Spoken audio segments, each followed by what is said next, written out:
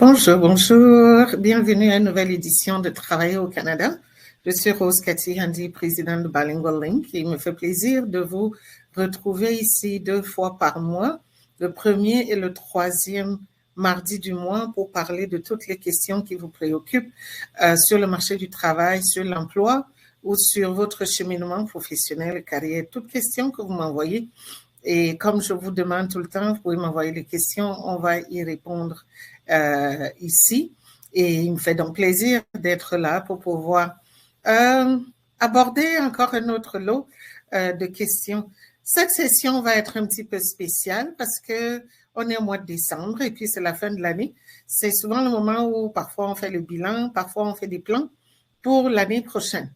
Et donc, j'ai pensé que ce serait bon d'aborder parmi les questions qu'il y a d'aborder peut-être les questions qui touchent d'autres choses qui nous permettent un peu de nous positionner par rapport à ce qui s'est passé, mais comment on peut se positionner positivement pour l'année prochaine. Alors, comme d'habitude, je prépare quelque chose pour que ça cadre un petit peu notre conversation.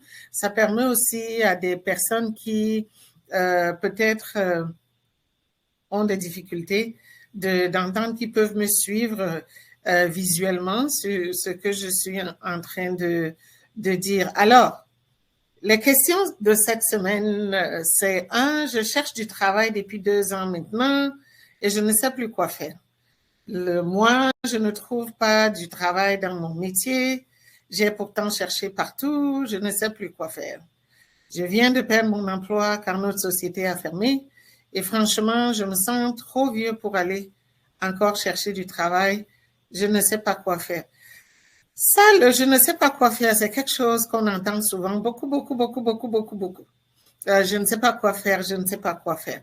Alors, évidemment, dans l'ensemble de la recherche du travail, le marché du travail, il y a beaucoup d'options qui s'offrent à chaque personne et c'est toujours chaque personne qui doit faire ses choix personnels par rapport à la direction que tu veux donner à ton avenir professionnel ou à ton cheminement professionnel.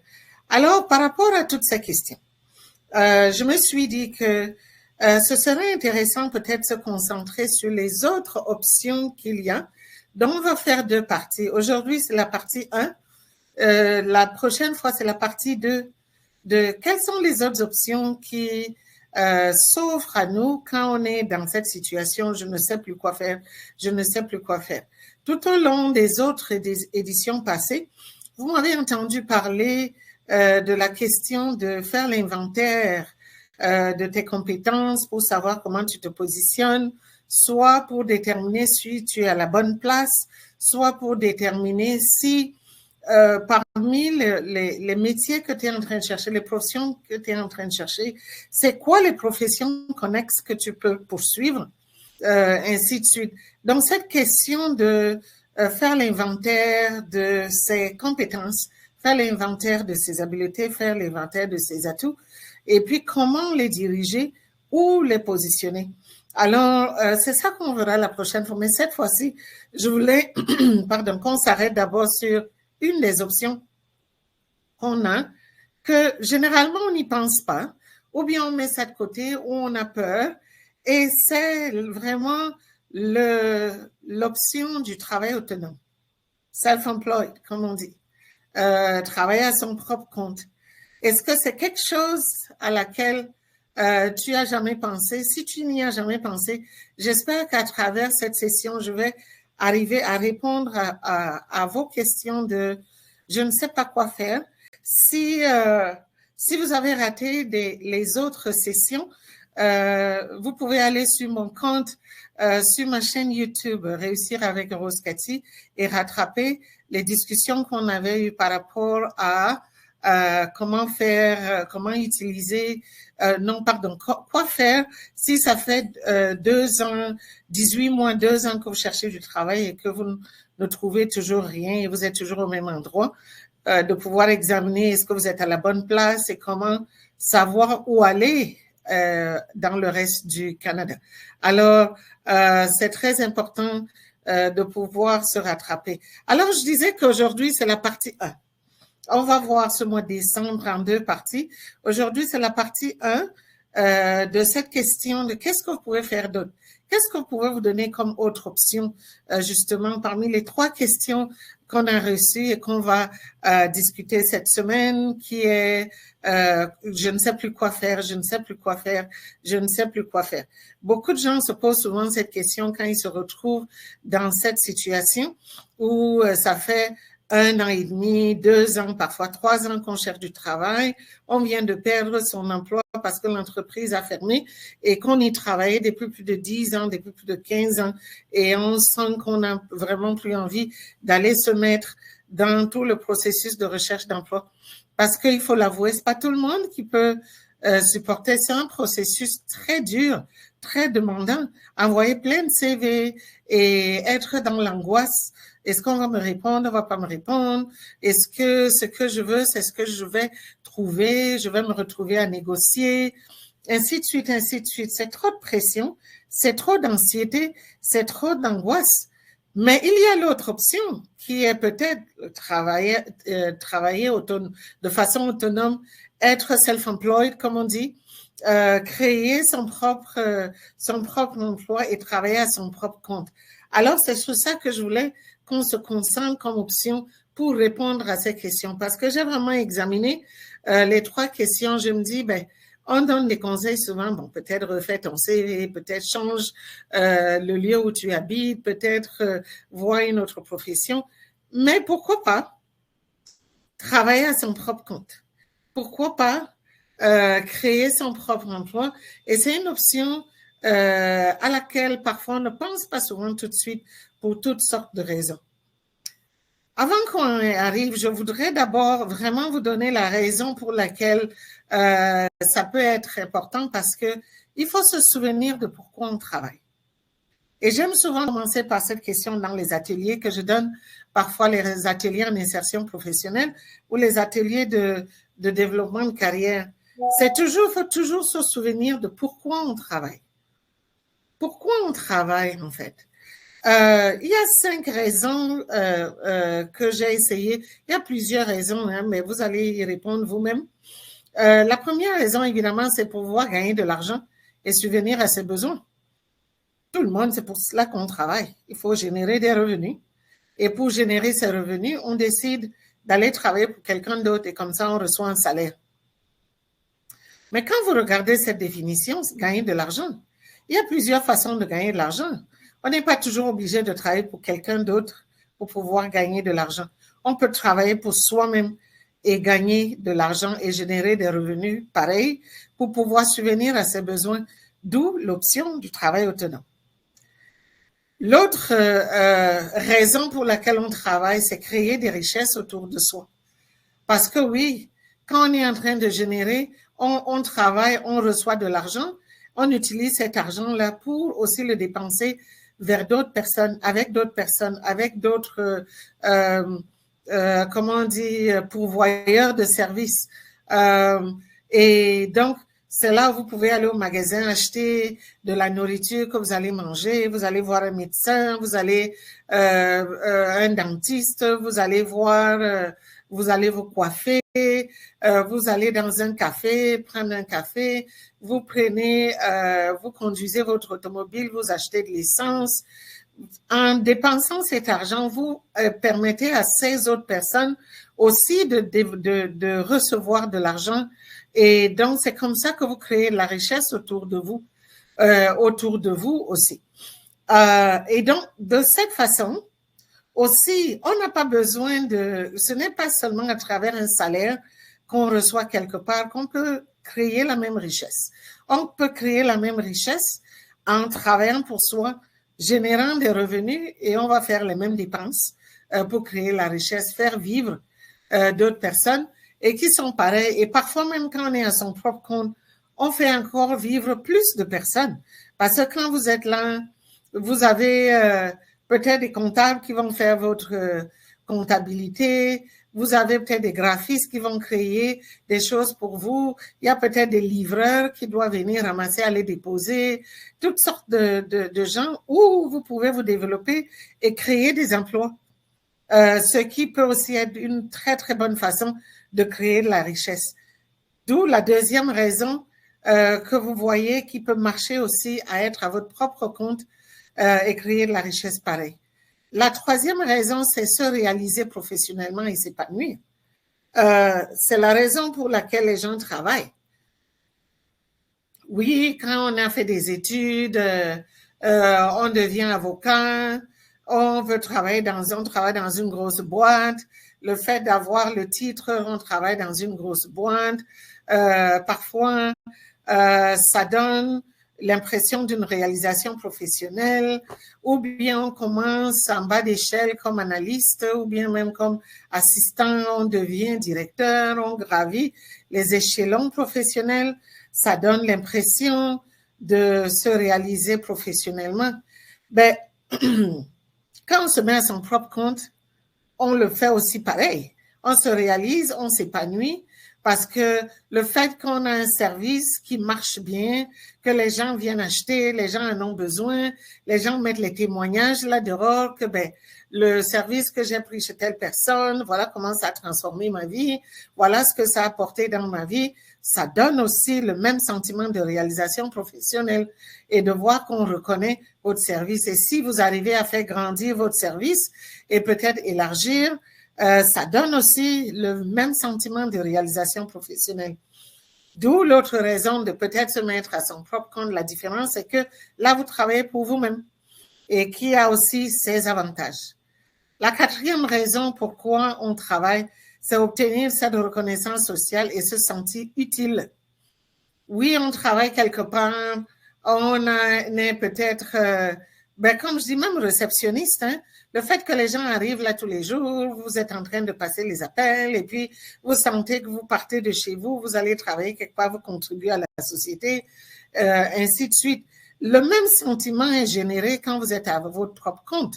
Vous êtes aussi en train de rendre des services aux gens, vous êtes en train d'aider les gens, vous êtes en train de transformer les vies des gens, et puis vous voyez le fruit de votre labeur quand vous voyez vos clients, vous voyez leur rayonnement, et ainsi de suite.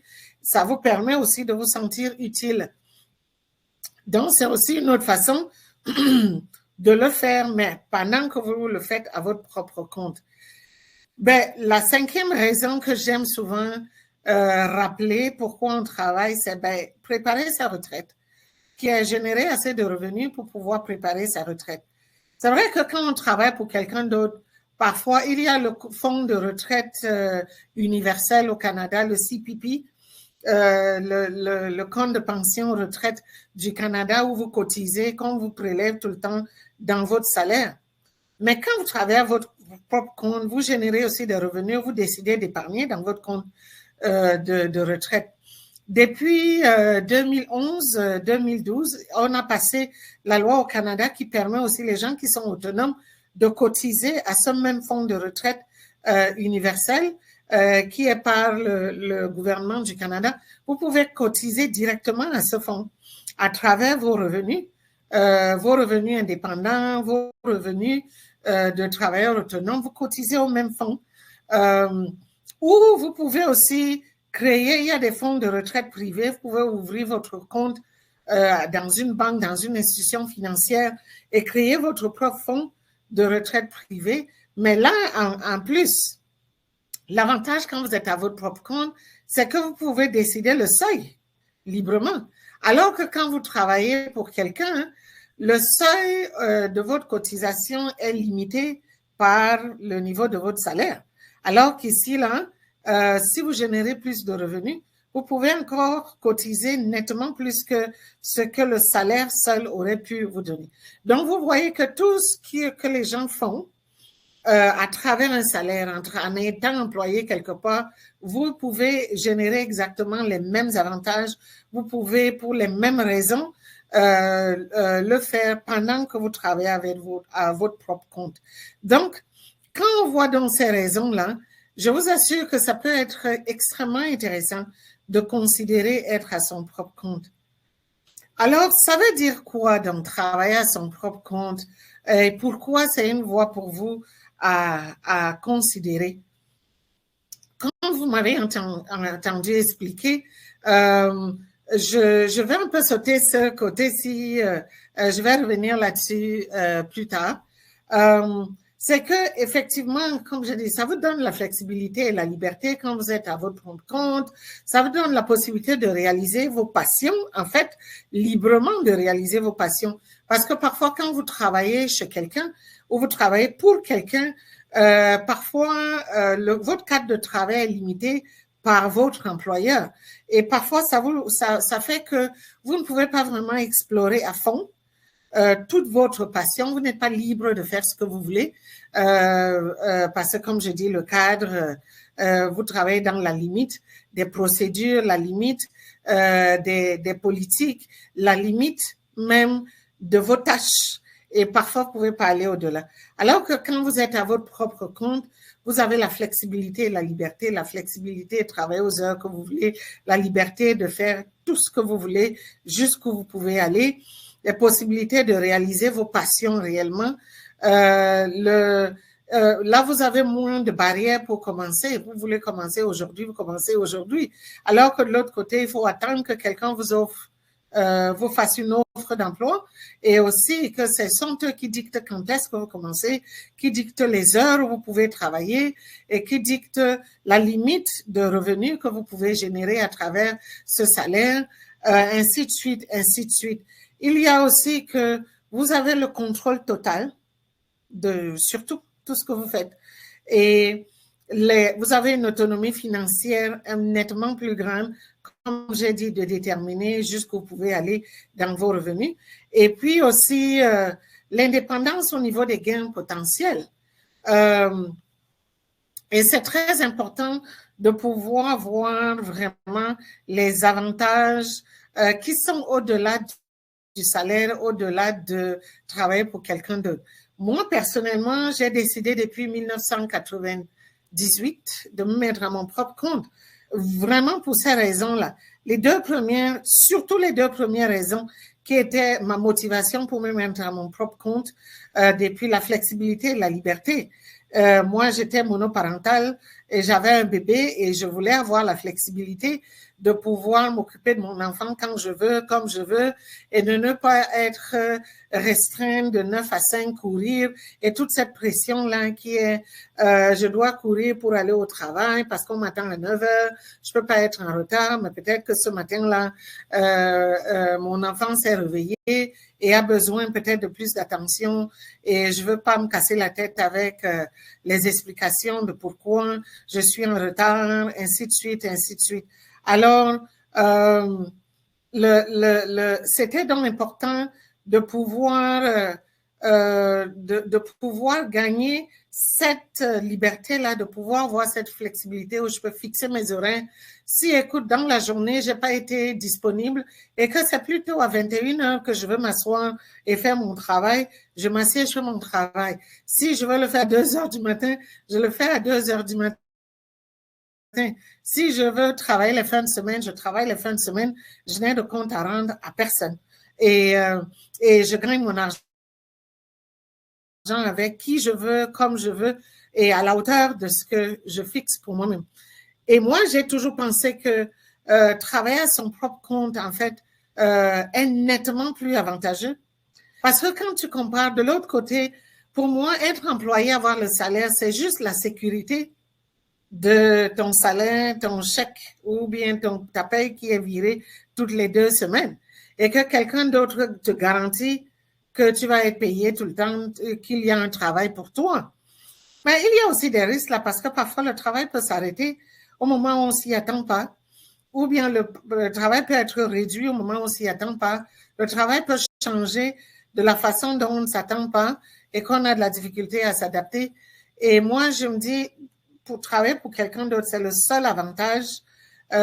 Tout le reste, là, être à son propre compte, a nettement plus d'avantages que travailler pour quelqu'un. Alors, c'est pour cela que je vous encourage vraiment à devoir considérer cette option-là et regarder de très près. Alors, j'ai prévu 6 petites façons d'expliquer comment vous pouvez vraiment mesurer, d'aller un petit peu plus en détail, comment vous pouvez mesurer cette différence-là. Comme j'ai dit, la première raison qui devrait vous motiver à vraiment travailler à votre propre compte, c'est que vous n'aurez plus besoin d'employeurs pour vous donner une chance. Quand on attend de travailler pour quelqu'un d'autre, on est là en attente, on est pratiquement à la merci de quelqu'un d'autre là dehors qui doit vous donner votre chance. Vous passez des jours et des jours à devoir fouiller les offres d'emploi et pouvoir trouver une qui peut peut-être correspondre, et vous pouvez bâtir vos espoirs autour de ça et envoyer des CV, des jours et des jours, envoyer des CV, passer des jours et des jours dans l'angoisse que, est-ce que le CV que j'ai envoyé, est-ce qu'on l'a même reçu? Est-ce qu'il est intéressant? Est-ce qu'ils vont s'intéresser à moi? Est-ce que quelqu'un va m'appeler? Quelqu'un va me contacter? Ainsi de suite, ainsi de suite. Quand vous décidez de travailler à votre propre compte, vous n'avez plus besoin de passer à travers tout ça. Ça prend à peu près 5 minutes pour enregistrer son business, mais même quand vous travaillez de façon autonome, vous avez 2 ans d'ailleurs. Vous pouvez exploiter pendant 2 ans ou jusqu'à ce que vous atteigniez 35 000 $ avant de pouvoir vous soucier de devoir enregistrer même l'entreprise. Mais si vous commencez, vous pouvez utiliser votre propre nom, être payé à votre propre nom. Une entreprise individuelle, vous exploitez avec votre propre nom. Quand on vous paye, on paye à votre propre nom. Donc, vous avez 2 ans. Ou jusqu'à ce que vous atteigniez 35 000 $. Parce que là, maintenant, on s'attend à ce que vous collectez le HST. Mais enregistrer un business, ça prend 5 minutes en ligne. Vous n'avez même pas besoin d'aller nulle part. Vous allez devant votre ordinateur et puis c'est fait. Alors, tu peux choisir même de commencer demain. Tu n'as plus besoin d'attendre que les CV que tu as envoyés il y a 2 semaines, 3 semaines, c'est quand quelqu'un va te répondre que tu auras peut-être la possibilité de commencer un emploi. Si tu sais ce que tu peux offrir aux gens et que tu peux déjà commencer, tu peux démarrer dès demain et commencer à offrir. Donc, ça, c'est un avantage considérable que j'espère va te motiver à vraiment t'asseoir. Si tu es dans cette situation, ça fait 2 ans que tu cherches, tu ne trouves rien, mais que tu es confiant des habiletés que tu as, des atouts que tu as, des connaissances que tu as ou d'une expertise particulière que tu as, toutes ces choses-là peuvent être transformées en services que tu peux offrir, en expertise que tu peux offrir, en produits que tu peux offrir et que les gens vont te payer pour pouvoir avoir cette information ou ces services ou cette expertise-là. Donc, j'espère que ça peut te convaincre à considérer sérieusement le travail autonome. La deuxième raison, c'est vraiment que tu es aux commandes, tu es au contrôle. Quand tu es à ton propre compte, tu contrôles tout. Les procédés, tu contrôles les décisions, tu contrôles tes choix, tu contrôles tes procédures, tu contrôles tout ce que tu fais. Tu n'as plus besoin de subir la discrimination et les préjugés à l'embauche ou parce que peut-être tu as tel âge, peut-être tu es de telle race, peut-être tu as ainsi de suite, ainsi de suite. Ton CV, par exemple, a des trous que tu dois devoir justifier. Ça finit ces angoisses. Parce que le reste, quand tu es à ton propre compte, les gens regardent beaucoup de ce que tu as à offrir et puis les gens viennent en fonction de ce que tu as à offrir. Et parfois même, les limites que tu as, c'est ça qui peut devenir tes atouts. Alors, c'est toi qui es le patron ou la patronne. Tu peux choisir qui tu desserres, qui tu ne desserres pas, quand tu desserres ces gens-là, comment tu vas desservir ces gens-là. Tu es vraiment au contrôle de tout, aux commandes de tout, et qui te permet de vraiment exercer cette liberté et cette indépendance que tu as de pouvoir t'asseoir, d'aller structurer tes services, structurer ton offre comme tu veux et aller chercher les gens comme tu veux, où tu veux et quand tu veux. Alors, j'espère que cette deuxième raison-là va te motiver à considérer sérieusement le travail autonome. La troisième raison, c'est évidemment, celle-là suit La première, c'est toi qui contrôles vraiment toutes les barres que tu peux mettre. C'est toi qui décides si tu veux commencer petit ou tu veux commencer gros. Ça dépend de toi, ça dépend de tes moyens, ça dépend de tes ressources, ça dépend de tes choix. Même si tu n'as pas les ressources, si tu choisis, il y a les ressources qui sont disponibles pour te soutenir. C'est toi qui décides si tu veux gagner juste de l'argent, juste ce qu'il faut, ou tu veux viser plus haut. Il y a des gens qui se mettent à leur propre compte en disant que moi, je mets la barre qui est au même niveau où si je travaille pour quelqu'un d'autre, le salaire que je gagnerais, c'est le même niveau de revenu que je veux juste aller chercher. Pour des raisons qui te sont propres. Tout le monde ne rêve pas d'être millionnaire. Tout le monde ne rêve pas d'être milliardaire. Tout le monde ne rêve pas de pouvoir monter des grosses entreprises qui vont employer les gens. Il y a des gens qui sont bien confortables et il n'y a absolument rien de mauvais, rien de négatif à ça. Il y a des gens qui sont bien confortables à avoir juste ce qu'il leur faut, le salaire qu'il leur faut ou le revenu qu'il leur faut pour pouvoir vivre leur vie tranquillement et en fait jouir de la vie, s'amuser. Donc, s'ils ont assez, le revenu assez qui permet de subvenir à leurs besoins et d'avoir un peu pour tout ce qui est amusement, aller dans les parcs, aller voir les films, aller prendre un verre avec des amis, offrir des cadeaux à ses amis, à la famille, ainsi de suite, et que c'est largement assez et que s'ils étaient capables de le faire avec juste le salaire qu'ils ont, ils n'ont pas besoin de se casser la tête à avoir plus d'argent que ça. Tu es absolument libre ici, dans ce cadre-ci, de le faire à 100%. Tu peux décider de travailler de la maison ou de travailler dans un bureau commercial en ville. Tu es complètement libre de placer ta barre ici. Tu peux décider d'offrir ton service en allant vers les gens ou que les gens viennent vers toi ou que tu ne te casses même pas la tête avec ça. Tout se fait en ligne. Et c'est vraiment toi qui contrôles où tu places la barre. Donc, ça te fait voir à quel point, en fait, le travail autonome a beaucoup d'avantages. Le quatrième point, c'est que l'aide est disponible et l'aide disponible est encore plus concrète. Parce qu'en fait, pour trouver du travail, l'aide est aussi disponible. Mais cette aide-là est toujours aussi aléatoire. Parfois, ça ne peut rien garantir.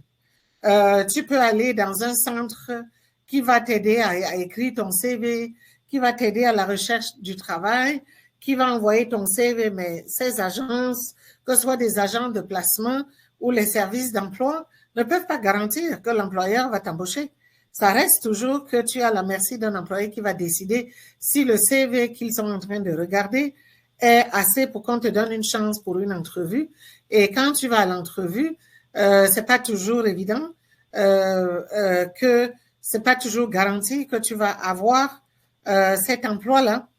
Alors que ici, quand il s'agit du travail autonome, parce que là, ça tombe dans l'entrepreneuriat ou le business. Les services existent, sont des services tellement concrets, tellement sûrs, et où ce que tu obtiens, tu peux voir l'impact immédiat. Il y a des services pour t'aider à structurer même ton business, structurer ton idée et voir à partir de cette idée-là comment tu peux générer tes revenus. Et là, ça va être clair. Quand ils finissent de structurer, tu peux voir clairement où tu peux aller, quelle est la partie de ton idée qui peut t'aider à générer des revenus. Et ça te motive à continuer et voir qu'est-ce que tu peux aller faire concrètement et réellement. Il y a des services et les ressources qui existent pour financer cette idée. Et généralement, c'est des choses claires. Quand tu vas les voir, tu vas présenter ton idée, on te dit là tout de suite. On ne te fait pas attendre 3 mois, 4 mois, 5 mois pour savoir si tu vas avoir le financement. Et la plupart du temps, tu sais les critères à l'avance. Et si tu remplis tous les critères, il n'y a aucune raison qu'ils te disent non.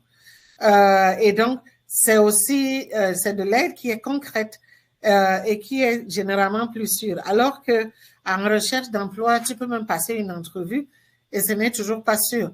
Tu peux penser que tu remplis les critères, mais il y a toujours le côté subjectif. L'autre façon, il y a l'autre point, pardon, c'est qu'il y a aussi des services qui t'accompagnent tout au long.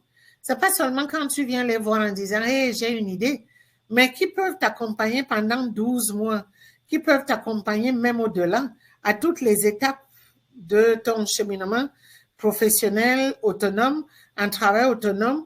Il y a des services qui existent qui vont t'accompagner complètement jusqu'au bout, à chaque étape, par des conseils, par des ressources, que ce soit matérielles ou des ressources humaines, ainsi de suite. Et donc, tu as ça à ta disposition. Il y a aussi l'appui financier que tu as tout au long, avant que tu lances, pendant que tu lances et après que tu es lancé. Il y a des appuis financiers qui existent partout et qui peuvent t'appuyer. Et aussi, il y a même des appuis pour avoir l'espace. Tu n'as pas besoin, toi, d'aller t'encombrer à prendre un bureau que tu vas devoir.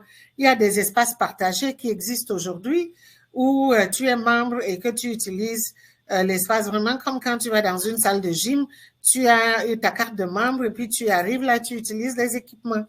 C'est comme ça aussi qu'il existe beaucoup d'espaces partagés qui te permettent de pouvoir payer une membriété et chaque fois que tu veux aller, tu vas aller là, tu vas trouver soit une table où tu peux travailler avec ton ordinateur, soit même une salle que tu peux utiliser, soit une salle de réunion, des salles de réunion, des salles d'activité. Il y a plein de ressources comme ça qui existent et qui peuvent t'aider à avancer plus vite. Alors que dans le travail, parfois, on peut te dire que hey, tu peux faire du bénévolat quelque part, ou tu cherches même un stage où tu peux acquérir de l'expérience, tu ne trouves pas. Alors, comme tu vois, le travail autonome peut t'apporter beaucoup plus d'avantages que tu devrais poursuivre. L'autre point, c'est vraiment ici, là, tu as la possibilité et la flexibilité vraiment de transformer tes contraintes en avantages compétitifs. Qu'est-ce que j'entends par là? Parfois, il y a des gens qui offrent des services qui vendent leur expérience. Tu sais, toute cette expérience que tu as vécue pendant 2 ans à chercher du travail, tu n'en trouves pas, devient maintenant une expérience que tu peux monétiser. Commencer à expliquer aux gens les pièges, qu'est-ce que toi tu as vécu et que les autres doivent éviter. Les gens écrivent des livres et puis les vendent. Les gens font des conférences sur ces expériences-là qui étaient une expérience négative, mais qui deviennent une source de revenus, de revenus en fait. C'est aussi ça le travail autonome qui est pendant que tu es en train d'offrir des services, mais tu peux aussi ajouter ce genre de choses qui deviennent vraiment des bonnes sources de revenus. Ça peut aussi dire être que ce qui t'empêchait de pouvoir trouver du travail, qui est par exemple que le travail que tu cherchais exigeait que tu ne sois disponible que le jour. Or, le jour, peut-être, toi, tu ne peux pas être disponible parce que peut-être pour des raisons familiales, pour des raisons personnelles ou juste pour des raisons de préférence. Mais que maintenant, parce que tu es travailleur autonome, travailleuse autonome, tu as ton propre compte, tu peux créer tes services et installer tes services autour du fait que c'est la nuit que toi tu es disponible. Et donc, ce que tu as à faire, tu le fais plutôt à ces heures-là.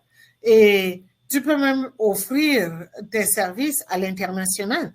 Et ça devient que tes clients sont plutôt à l'extérieur parce que ces gens-là, eux, sont disponibles la nuit. Parce que quand il fait nuit ici au Canada, il fait jour chez eux. Et c'est là que ça devient que c'est parfait pour toi. Et tu peux offrir tes services selon tes contraintes que tu avais qui t'empêchaient de trouver du travail. C'est ça qui devient un atout pour toi. Comme j'ai dit aussi, tes mauvaises expériences peuvent devenir vraiment un atout qui devient des services, des conseils que tu offres aux gens pour pouvoir générer tes revenus.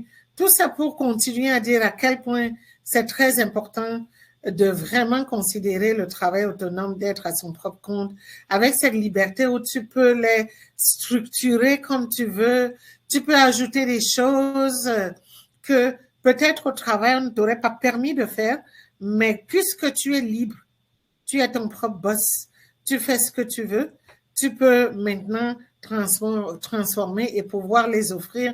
Ça devient des services supplémentaires. Je me souviens au moment où je commençais en 98 comme consultante et je publiais un journal des offres d'emploi et j'avais donc vu qu'à ce moment-là, il y avait un besoin pour des gens qui avaient besoin de réduire leur CV. J'en ai parlé avant, j'ai parlé de cet exemple avant, qui avaient besoin de réduire leur CV parce qu'à l'époque, on était en train de passer des CV comme tu veux à des CV maintenant qui doivent être maximum 3 pages, pas plus de 3 pages. Et donc, pour moi, c'était que j'ai un peu le temps parfois le soir où je suis assise là tranquillement entre peut-être 2h et 5h du matin, je suis réveillée, je ne dors pas encore et donc c'est un bon temps pour moi de pouvoir faire ce genre de choses. Donc j'avais ajouté ce service-là et je faisais payer $10 la page. $10 la page. Donc si quelqu'un a un CV de $15 et que je dois aider à réduire en 3, donc, ça va être $150 qu'on va me payer parce que 15 pages multipliées par $10 la page, c'est ça. Et ça, là, c'était un petit service que j'ajoutais dans mes services de consultation qui m'apportait beaucoup, beaucoup de cash de façon hebdomadaire et même de façon quotidienne.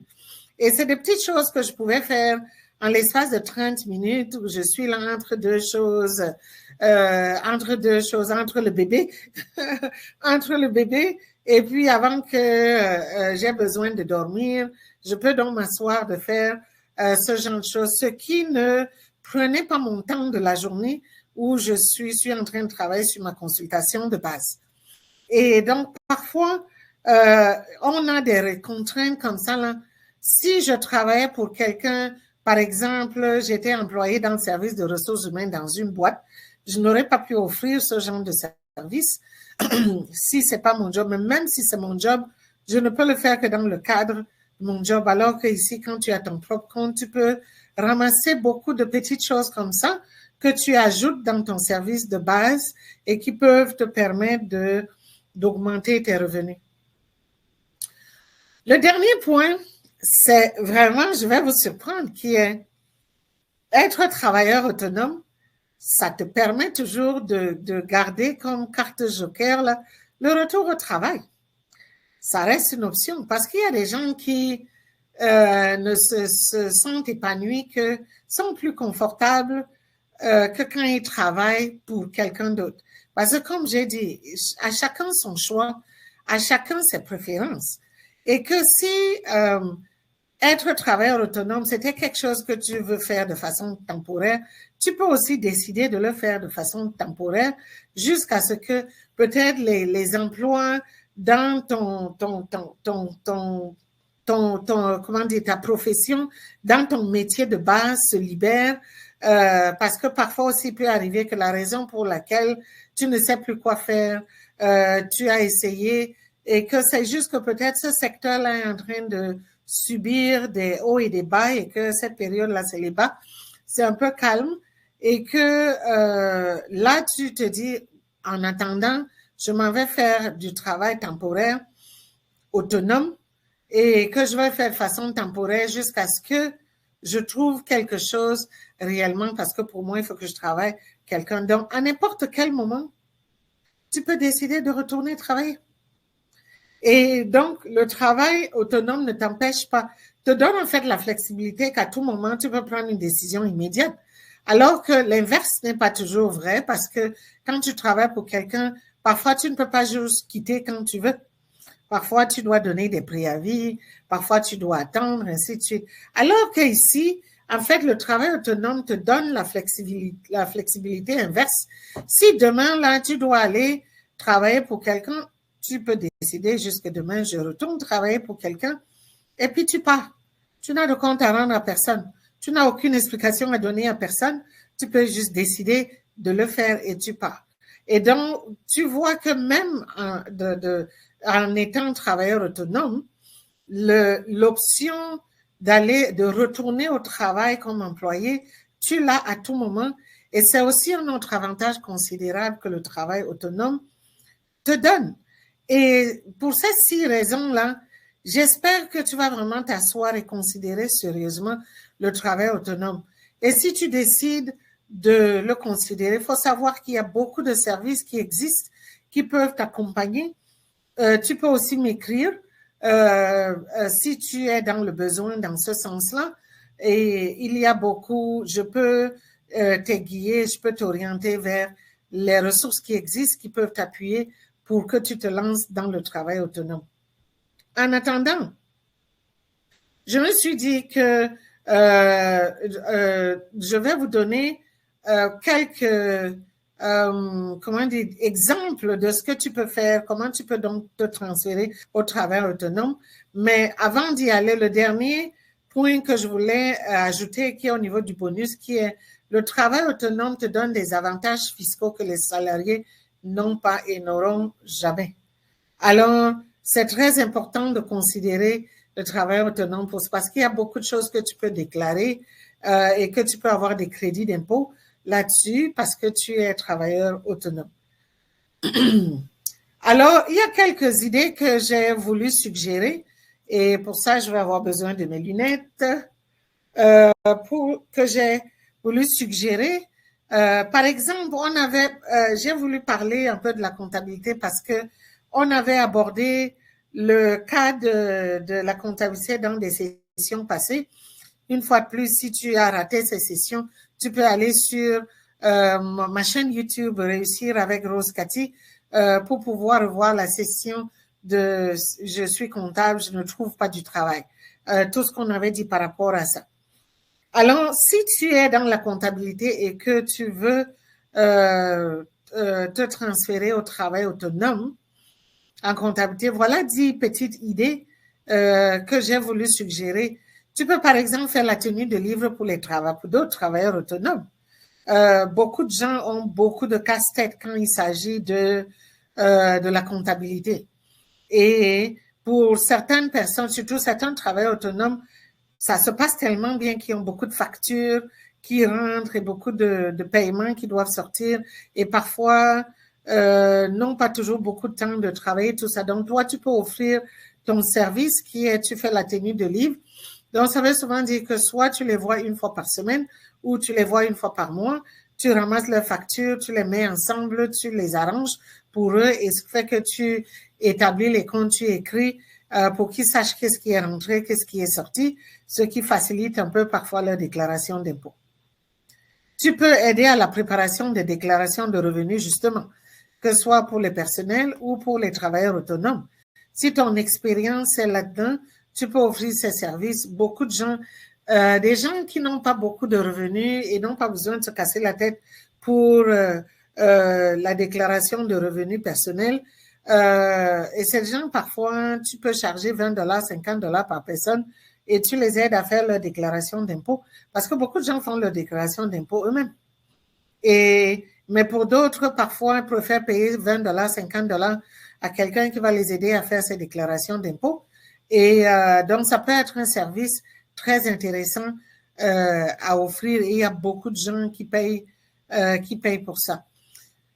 La troisième idée, c'est la comptabilité pour les organismes à but non lucratif ou les petites associations.